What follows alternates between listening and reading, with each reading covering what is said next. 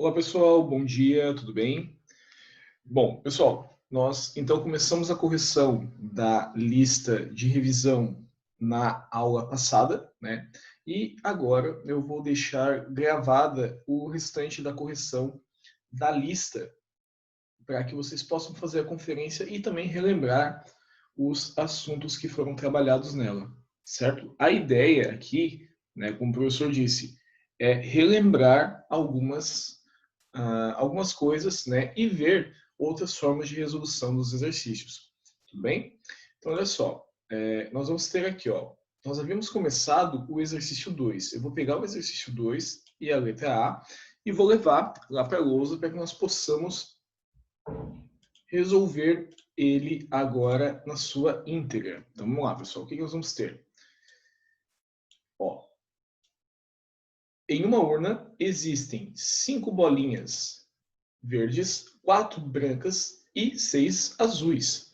Ao se retirar 3 bolinhas sucessivamente e sem reposição, eu quero saber o que? Qual é a probabilidade de as 3 serem da mesma cor? Ou seja, pessoal, vão sair 3 bolinhas que sejam verdes, ou 3 bolinhas brancas, ou 3 bolinhas que são azuis. Então, nesse caso, eu tenho aqui sucessivamente o quê? Eu tenho um evento união, eu tenho o evento sucessivo e o evento interseção juntos na mesma questão, certo? Então, primeira coisa que eu vou analisar, qual é a chance de sair uma bolinha na cor, as bolinhas na cor verde? Nós vamos ter o que, pessoal? Ó, para a primeira bolinha, o que nós vamos ter? A minha probabilidade vai acabar sendo quem? Acabam sendo as 5 bolinhas que eu tenho no total, sobre quem? Sobre o meu espaço amostral todo, que é o meu total, que vai acabar sendo de 15 bolinhas. Simplificando, eu tenho o quê? Eu acabo tendo 1/3 de chance, ao passo que, para a segunda bolinha, qual vai ser a minha probabilidade, pessoal? Minha probabilidade vai ser o quê? 4 chances em 14, né? Nota que as retiradas das bolinhas, elas são sem reposição. Então, o que acontece? Vão diminuindo o meu espaço amostral e, consequentemente, os elementos do meu conjunto, né? Sendo que na segunda bolinha, eu já considero que eu retirei uma bolinha verde na primeira. Fazendo a minha simplificação, eu acabo tendo o quê? Eu acabo tendo 2 chances em 7. Enquanto, para a terceira bolinha, eu vou ter o quê, gente? A minha probabilidade vai ser de 3 em 13, né? O que eu faço agora? Não posso simplificar, mas eu tenho que lembrar que é uma bolinha verde e uma bolinha verde e uma bolinha verde. Então, nós vamos fazer o quê, pessoal? A nossa probabilidade vai acabar sendo quem? Acaba sendo 1/3, que multiplica quem? Que multiplica o 2/7, que multiplica o 1/13.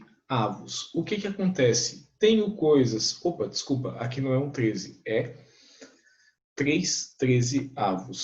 Tenho coisas que podem ser simplificadas aqui? Tem coisas que podem ser simplificadas. Eu posso fazer a simplificação aqui e aqui.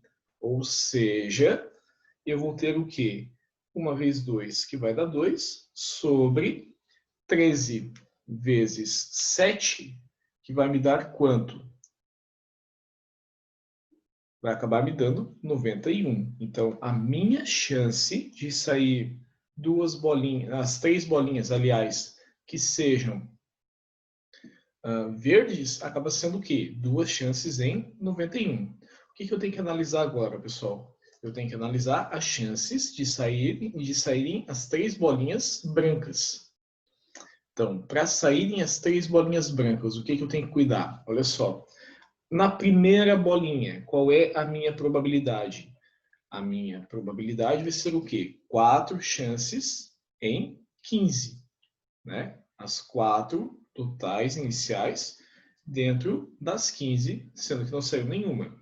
Depois, ó, na segunda bolinha, o que vai acabar acontecendo? Eu vou ter quantas chances? Eu tenho 3 chances em 14.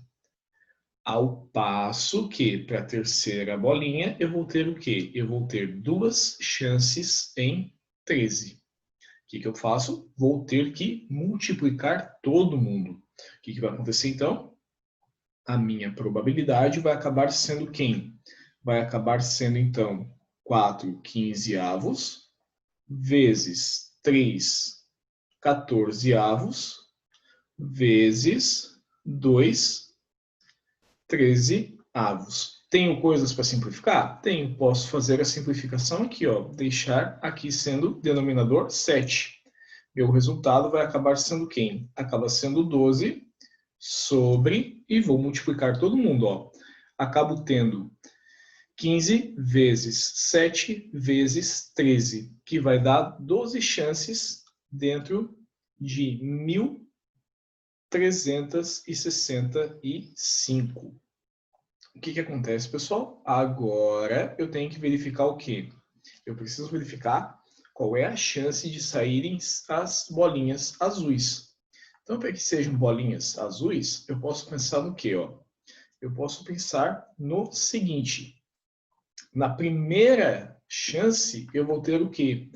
Eu tenho 6 bolinhas azuis dentro das 15. Ou seja, simplificando por 3, isso aqui é a mesma coisa que o quê? É a mesma coisa que 2 chances em 5. Na segunda bolinha, eu acabo tendo quem, pessoal? Eu acabo tendo 5 chances em 14. Não há o que simplificar. E na terceira, eu acabo tendo o quê? Eu acabo tendo, então, 4 chances em 13. Portanto, o que acontece? A minha probabilidade vai acabar sendo quem? Acaba sendo 2 chances em 5, que vai multiplicar as 5 chances em 14, que vai acabar multiplicando as 4 chances em 13. Posso fazer uma simplificação aqui, né? E posso simplificar aqui deixar sendo 7. Ou seja, novamente, ó, vou acabar tendo o quê? Eu tenho 4 chances, então, né? Em 7 vezes 13, aproveitando aqui, vou ter 91. Pessoal, para que nós possamos ganhar tempo, nós vamos usar o recurso da porcentagem, tá? Qual seria, então, a minha probabilidade em porcentagem aproximada? 2 dividido por 91, né, multiplicado por 100.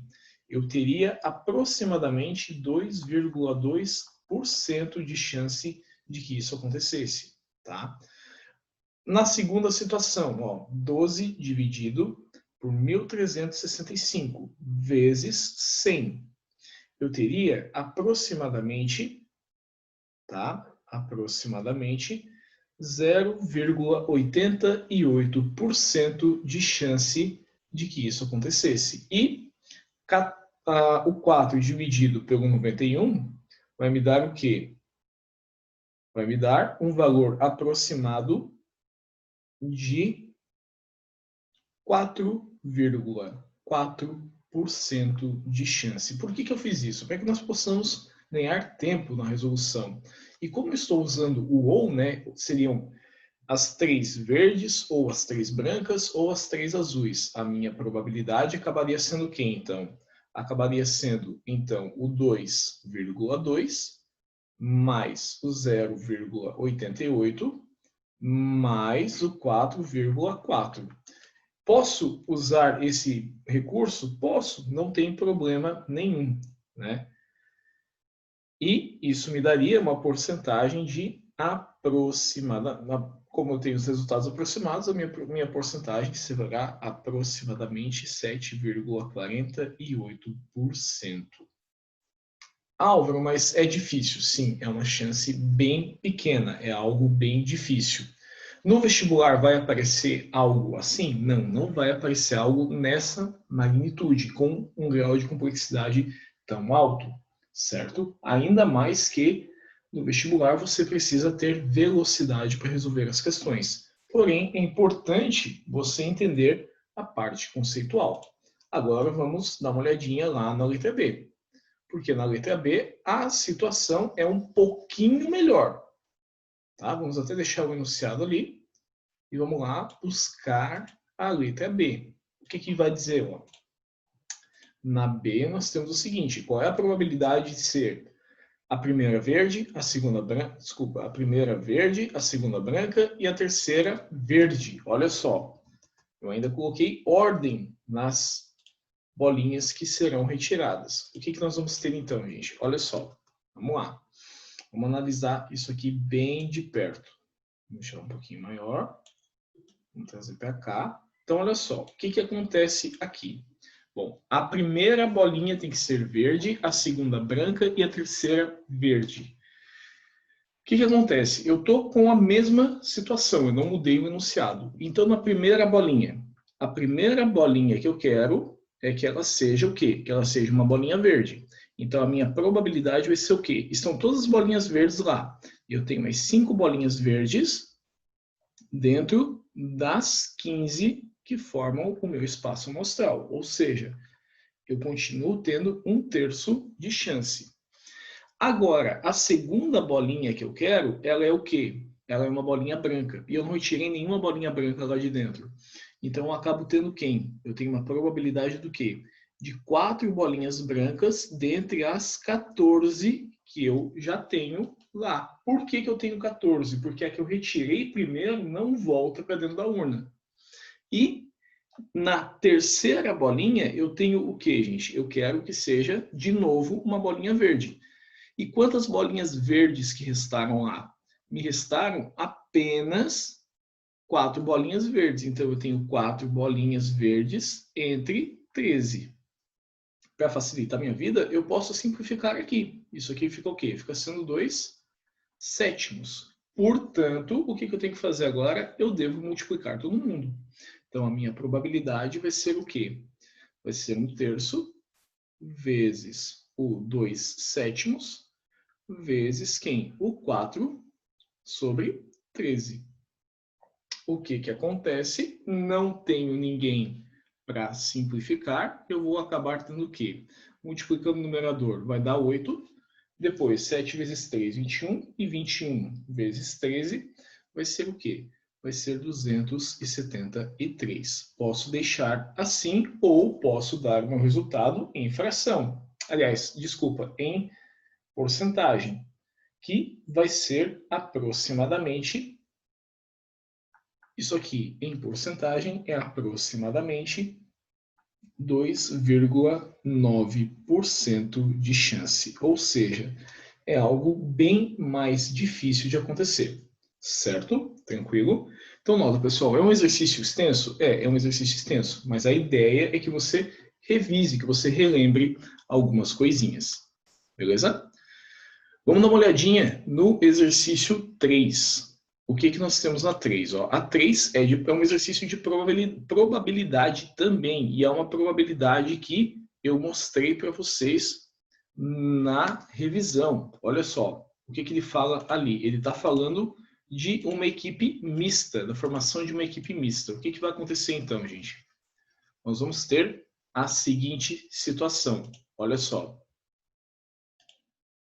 Olha só, nós temos o seguinte, em uma equipe existem 8 homens e 6 mulheres. Pretende-se formar uma equipe com 5 pessoas. Qual a probabilidade de nessa equipe existir pelo menos um homem?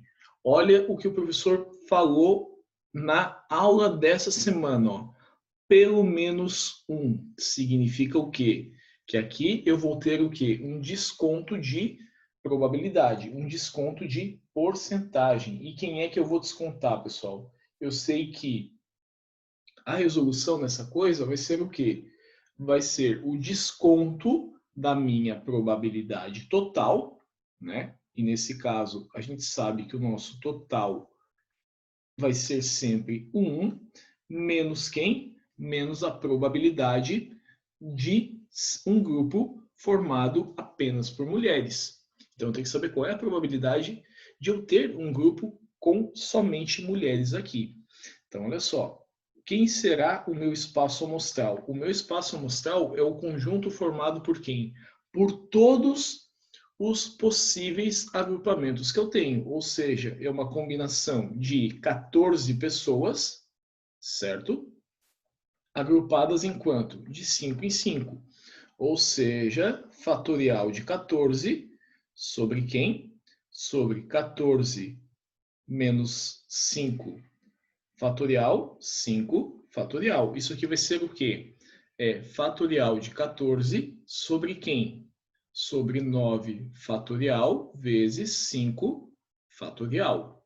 Ou seja, vou desenvolver até chegar onde? Até chegar no 9. Então, 14 vezes 13 vezes 12 vezes 11 vezes 10 vezes 9 fatorial sobre quem? Sobre 9 fatorial vezes 5 fatorial. O que acontece? Eu posso simplificar aqui.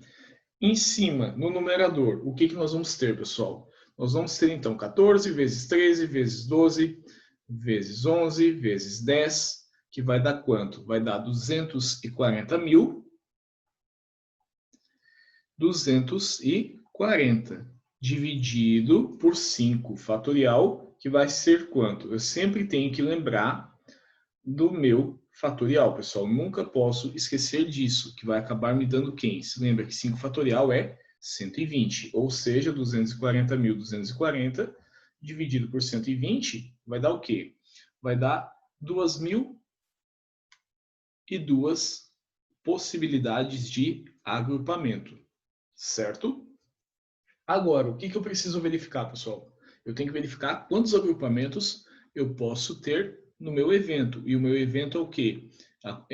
São os agrupamentos que eu tenho que descontar. Os agrupamentos de 5 mulheres dentre essas 8. Ou seja, a combinação de 8 tomado de 5 em 5. Isso aqui vai acabar sendo quem? Acaba sendo, então, 8 fatorial sobre 8 menos 5 fatorial, 5 fatorial. Ou seja, nós vamos ter o quê? 8 fatorial, né? Sobre quem? Sobre 3 fatorial, 5 fatorial. Ou seja, 8 vezes 7 vezes 6 vezes 5 fatorial sobre quem? Sobre 3 fatorial, 5 fatorial. Simplifico aqui. Lembra que 3 fatorial é 6. Posso cortar. Isso aqui vai me dar o quê? 7 vezes 8, que vai dar 56. Essa é a quantidade de agrupamentos possíveis a serem formados com as 8 mulheres. Então, qual é a minha probabilidade, pessoal? A minha probabilidade acaba sendo o quê? São as 56 mulheres, aliás, os 56 agrupamentos de mulheres, dentre os 2.002 agrupamentos possíveis no total. Simplificando, isso aqui é a mesma coisa que o quê? É a mesma coisa que 28 sobre 1.001. O que acontece? É essa chance, essa probabilidade aqui que eu tenho que descontar. Então, nós vamos acabar tendo o quê, pessoal? Nós vamos ter a probabilidade final sendo quem? Sendo 1 menos o 28 sobre o 1.001. Ou seja, o que a gente faz? Mantém o denominador, né? E o que nós vamos fazer? Vamos multiplicar o denominador pelo numerador, pelo número inteiro, né? E vamos juntar com o numerador. Então, 1.001 vezes 1 vai dar 1.001, menos 28, que vai dar quanto? Vai dar 973. Essa é a chance de eu ter pelo menos um homem nos grupos formados. Certo? Tranquilo? Ah, foi um exercício que tu pegou pesado. Sim, é um exercício, como eu disse, mais pesado, mais puxado, que exige de você uma compreensão um tanto maior. Beleza? Tranquilo? Então vamos dar uma conferida lá na 4. O que diz no exercício 4? O exercício 4 é do Enem, pessoal.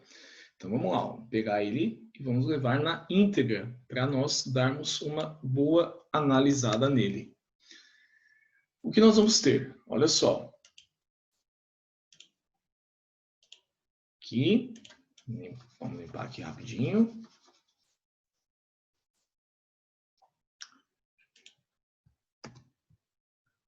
Vamos diminuir um tantinho aqui, vamos trazer para cá. Ó. Uma fábrica produz barras de chocolates no formato de paralelepípedos e de cubos, com o mesmo volume. As arestas da barra de chocolate no formato de paralelepípedo medem 3, 18 e 4 centímetros de espessura. Analisando as características das figuras geométricas descritas, a medida das arestas dos chocolates que tem formato de cubo vai ser quanto, gente? Vamos lá. Pessoal, olhando para o paralelepípedo, o que nós vamos ter aqui? Como é que eu calculo o volume do paralelepípedo? Lembra, o volume do paralelepípedo é o produto das três dimensões, A vezes B vezes C. Então, nós vamos ter o que, pessoal? Volume sendo quem? Sendo o produto das três dimensões. 3 vezes 18 vezes 4. Quanto é que vai ser o meu volume, então? Nós vamos ter como volume 216. Eis, então, o meu volume, 216. O que acontece? Agora, nós temos que lembrar do quê? Nós temos que lembrar de como é que funciona o volume do cubo. Por quê, pessoal? O que o exercício está dizendo? Que o volume do paralelepípedo é o mesmo volume do cubo. E o volume do cubo vai ser dado sempre por quem? Aresta elevado ao cubo. O meu volume é quanto? Meu volume é de 216. Então, 216 é igual a aresta ao cubo. O que vai acontecer? A medida da aresta é quem? É a raiz cúbica do 216. E raiz cúbica de 216 vai ser quanto? Acaba sendo 6. Então, a medida da minha aresta vai ser quem? Vai ser de 6 centímetros. Entenda, pessoal, que muitas vezes o enunciado vai ser bem extenso, mas a resolução do exercício ela é simples. Claro que existem situações e situações. A gente nunca pode subestimar a análise do nosso enunciado. Tá? Exemplo disso é o exercício número 5. O 5, ele precisa que você leia bem e interprete bem o que está acontecendo no teu enunciado. Tá? Então, vamos limpar aqui rapidinho. E vamos ler bem tranquilamente o exercício 5. Olha só, pessoal, o que vai dizer na 5? Vamos trazer para cá. Vamos ler ele com bastante calma. Certa marca de suco é vendida no mercado em embalagens tradicionais de forma cilíndrica. Relançando a marca, o fabricante pôs à venda em embalagens menores, reduzindo a embalagem tradicional a terça parte de sua capacidade. Vamos começar a grifar aquilo que é importante. Tá? Ó. Reduzindo a embalagem tradicional a terça parte de sua capacidade. O que significa isso, pessoal? Terça parte da sua capacidade. Significa que eu peguei o volume e reduzi em 1/3. Gente, toda vez que você ouve isso, capacidade de alguma coisa, capacidade de um corpo, capacidade de uma embalagem, capacidade de uma caixa d'água, eu estou falando de volume. Tá? Então, a gente tem que tomar bastante cuidado com isso. Então, vamos lá, continuando. Ó. Por questões operacionais, a fábrica que fornece as embalagens manteve a mesma forma, porém, reduziu a metade o volume do raio da base da embalagem tradicional na construção da nova embalagem. Ou seja, o que aconteceu com o raio dessa embalagem, pessoal? O raio acabou se tornando o quê? Acabou se tornando menor, ficou pela metade. E o que acontece? Ó? Para atender a solicitação da redução da capacidade, após a redução do raio, foi necessário determinar a nova altura. Que expressão relaciona... Agora está aqui a nossa pergunta. Ó. Que expressão relaciona a altura da nova embalagem de suco A com a altura da embalagem tradicional H? Bom, aqui, gente, nós temos que, sim, tomar muito cuidado. Esse exercício é considerado um exercício difícil do Enem. É o tipo de exercício que você só vai encarar a resolução se você tiver na ponta da língua as fórmulas e você entender muito bem o que o exercício está falando. Como eu já mostrei tudo que se podia mostrar de geometria espacial para vocês, vocês conseguem tranquilamente resolver um exercício desse. Mas vamos lá, olha só. O que nós sabemos, pessoal? Vamos botar aqui, ó, a tradicional. Na tradicional, nós vamos ter o quê? Ó? Eu tenho, então, o volume sendo quem? O volume acaba sendo o volume do cilindro, πr ao quadrado vezes h. Beleza? Tranquilo? E o que acontece? Agora eu quero saber o quê? Eu quero saber o que acontece com a altura desse camaradinha aqui. Porque essa nova altura, pessoal, ela ficou reduzida. Eu quero, na verdade, saber o quê? Eu quero saber qual é a relação entre a altura original e a altura do novo cilindro. Então, o que nós vamos ter, pessoal? Olha só. Na embalagem nova, nós vamos dizer o quê? Que a altura equivale ao A. Certo? Então, nós vamos acabar tendo o seguinte, pessoal. O que aconteceu com o volume? O volume ficou reduzido a quanto? O volume ficou reduzido a 1/3 da capacidade original, da capacidade tradicional. Ou seja, o meu volume, πr² vezes h, ficou dividido por quanto? Ficou dividido por 3. Isso aqui é igual a quem? Isso aqui é igual ao seguinte, ó. A medida do raio, o que aconteceu? A medida do raio foi reduzida à metade, ó.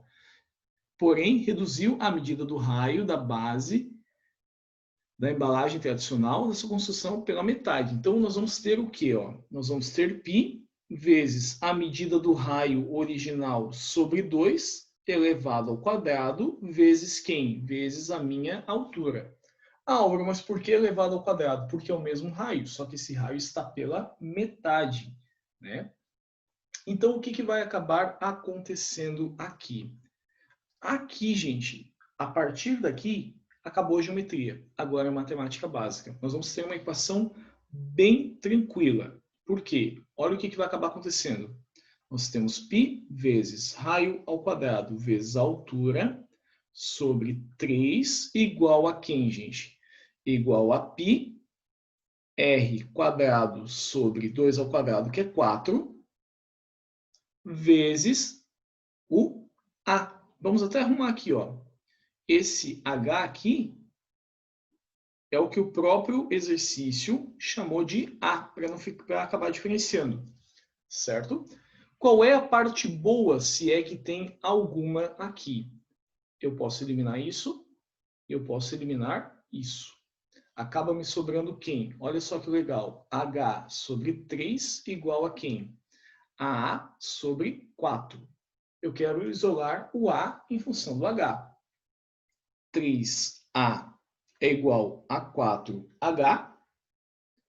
3 está multiplicando, passa dividindo. O A vai ser quem, pessoal?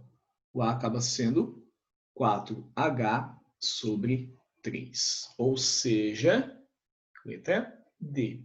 Álvaro, mas tu dissesse que é um exercício considerado difícil. Sim, é um exercício do Enem considerado difícil. Por que ele é considerado difícil, gente? Por o seguinte motivo. Primeiro, ele exige de você uma interpretação bem aguçada. Tu tens que saber ler muito bem o enunciado. Segunda coisa, ele se torna mais complicado e considerado difícil por causa das relações estabelecidas entre ele. Nem sempre um exercício ele vai ser difícil porque ele tem uma conta astronômica.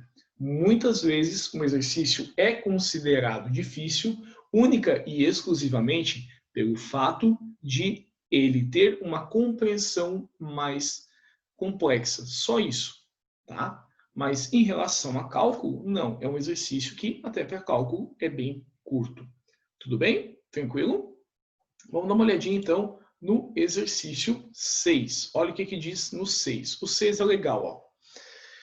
Dona Maria, diarista, na casa de família Teixeira, precisa fazer café para servir as 20 pessoas que se encontram numa reunião na sala. Para fazer o café, Dona Maria dispõe de uma de uma leiteira cilíndrica e copinhos de plástico também cilíndricos. Olha que fofo. Envolvendo o quê? Bastante cilindro. Gente, Enem adora cobrar cilindro. Enem adora cobrar corpo redondo. Então, tu vai fazer o Enem, é tua obrigação saber trabalhar muito bem com cilindro, cone e esfera. Por que o Enem cobra isso, pessoal? Porque são os corpos geométricos, são os entes da geometria espacial que sempre são deixados de lado, que sempre são negligenciados. E é ali que os caras que formulam a prova acabam pegando o pessoal. Tá? Mas vamos lá, continuando. Com o objetivo de não desperdiçar o café, a diarista deseja colocar a quantidade mínima de água na leiteira para encher os 20 copinhos pela metade. Ó, importante, os 20 copinhos pela metade. Para que isso ocorra, Dona Maria deverá fazer o quê? Então, vamos só dar uma analisada aqui, ó. O que vai acabar acontecendo? Por quê? Olha o que o exercício está pedindo. Está dizendo que eu tenho que encher a leiteira até a metade, pois ela tem um volume 20 vezes maior que o volume do copo. Encher toda a leiteira, encher pela metade, encher 2, encher 5. O que eu tenho que fazer? Bom, eu vou pegar toda essa informação aqui, que é o que realmente vai resolver o nosso exercício, e vou levar para lá. Então, trazendo para cá, o que nós vamos ter, pessoal? Vamos limpar essa coisa feia aqui. E vamos continuar. Ó, o que a gente sabe? Que ela quer fazer café para o quê, gente? Para encher pela metade 20 copinhos desse. Ou seja, se ela quer encher pela metade 20 copinhos desse, significa o quê, pessoal? Significa que nós temos o seguinte. Nós temos o volume de café. Vamos até colocar aqui, ó. Que o volume do café acaba sendo o quê? Acaba sendo de 10 copos. Esse é o volume de água que eu tenho que ter. O volume para 10 copos. Então, vamos achar o volume do copo. O que a gente sabe do copo, gente? A gente sabe que o copo tem a altura medindo 4 e que o diâmetro, olha bem o meu desenho, ó, o diâmetro mede 4, ou seja, o raio vai medir quanto, gente? O raio mede 2 centímetros. Então, o volume do copo vai acabar sendo quem? Π.